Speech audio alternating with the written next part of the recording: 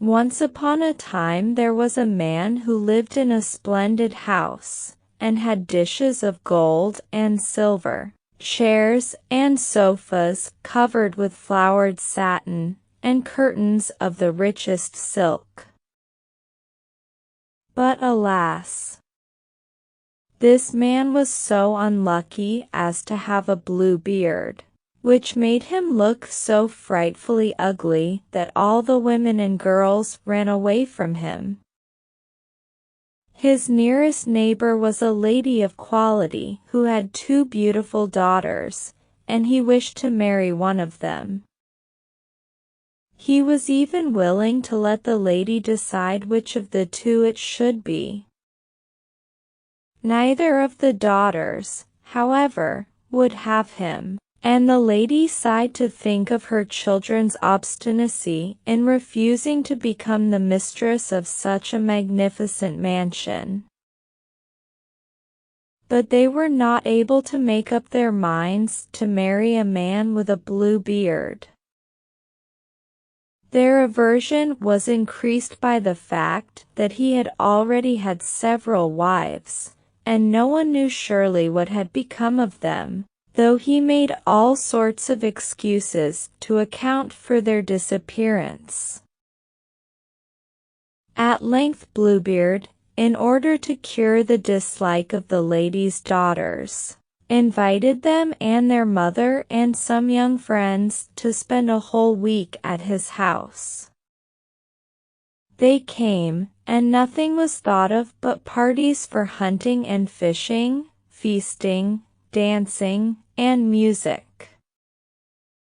The guests were loaded with gifts of the most costly description and were so delightfully entertained that before many days had passed, Fatima, the youngest sister, began to imagine that the beard she had thought to be so ugly was not so very blue after all.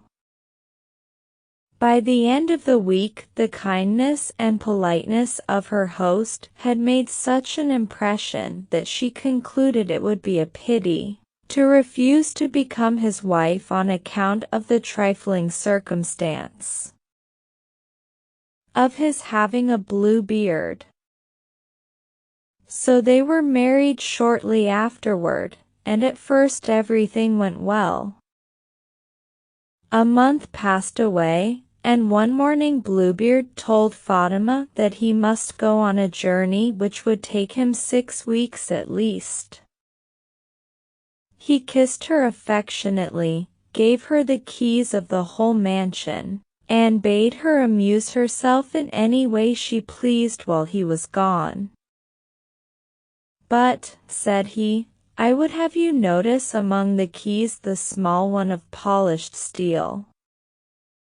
It unlocks the little room at the end of the long corridor. Go where you will, and do what you choose, but remember I have forbidden you to enter that one room." Fatima promised faithfully to obey his orders, and she watched him get into his carriage, and stood at the door of the mansion waving her hand to him as he drove away. Lest she should be lonesome during her husband's absence, she invited numerous guests to keep her company. Most of them had not dared to venture into the house while Bluebeard was there, and they came without any urging or delay, eager to see its splendors.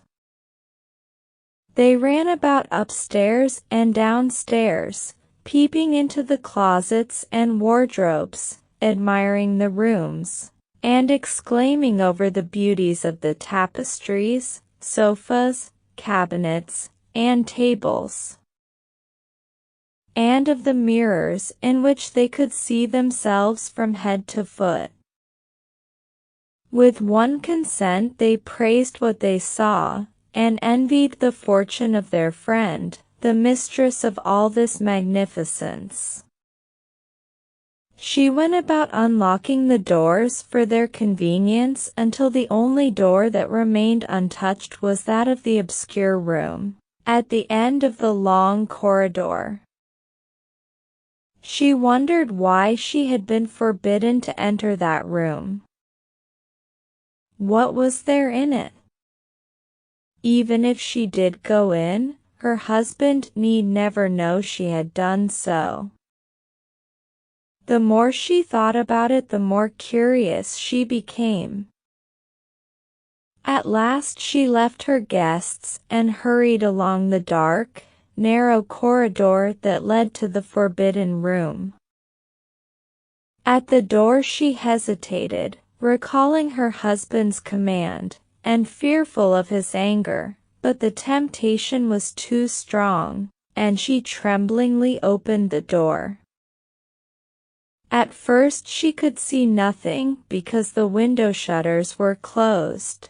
But after a few moments she began to discern that on the floor lay the bodies of all the wives Bluebeard had married. She uttered a cry of horror, her strength left her, and she thought she would die from fear. The key of the room fell from her hand, but she picked it up, hastily retreated to the corridor, and locked the door. However, she could not forget what she had seen, and when she returned to her guests her mind was too disturbed for her to attend to their comfort or to attempt to entertain them.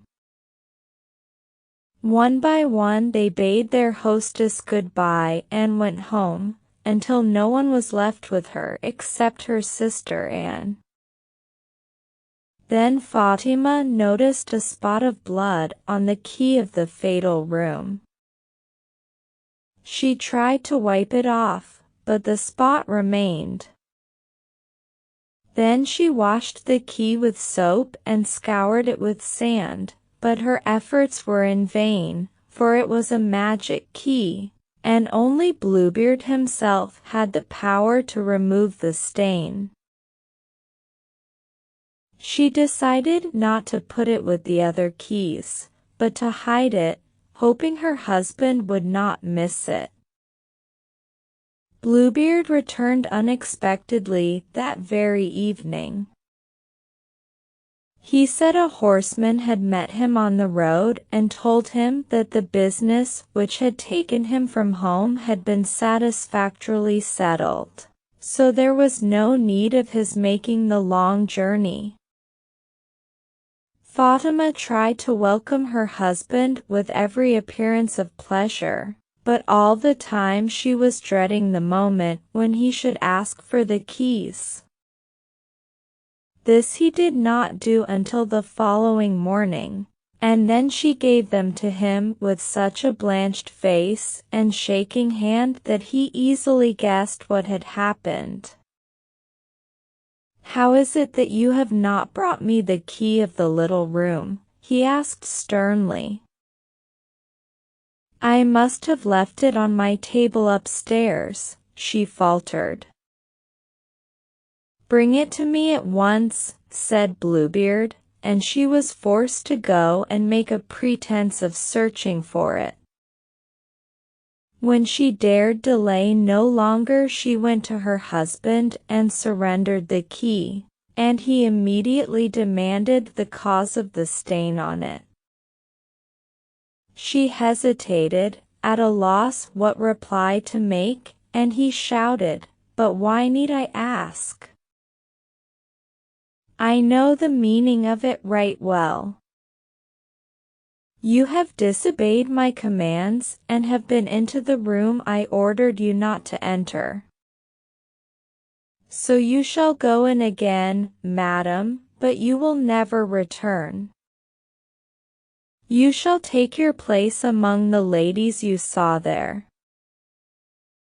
Fatima fell on her knees at his feet weeping and begging for mercy, but the cruel man had a heart like a stone, and he bade her prepare for death. "Since I must die," said she, "at least grant me a little time to say my prayers." "I give you 10 minutes," said Bluebeard, and not one moment more. Poor Fatima hastened to a little turret chamber whither her sister had fled in terror and grief. "Sister Anne," she said, "go up to the top of the tower and see if our brothers are coming. They promised to visit me today, and if they should be in sight, beckon them to come quickly." So the sister climbed the narrow staircase that led to the top of the tower, and no sooner was she there than Fatima called from below, "And, Sister Anne, do you see anyone coming?"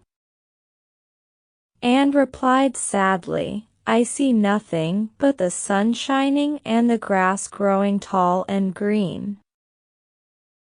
Several times Fatima asked the same question and received the same answer. Meanwhile Bluebeard was waiting with a mighty scimitar in one hand and his watch in the other. At length he shouted in a great voice, "Come down, or I shall go up and fetch you." "And, Sister Anne," Fatima called softly, "look again. Is there no one on the road?" "I see a cloud of dust rising in the distance," Anne answered. "Perchance it is our brothers," said Fatima. "Alas! No, my dear sister," responded Anne, "it is only a flock of sheep."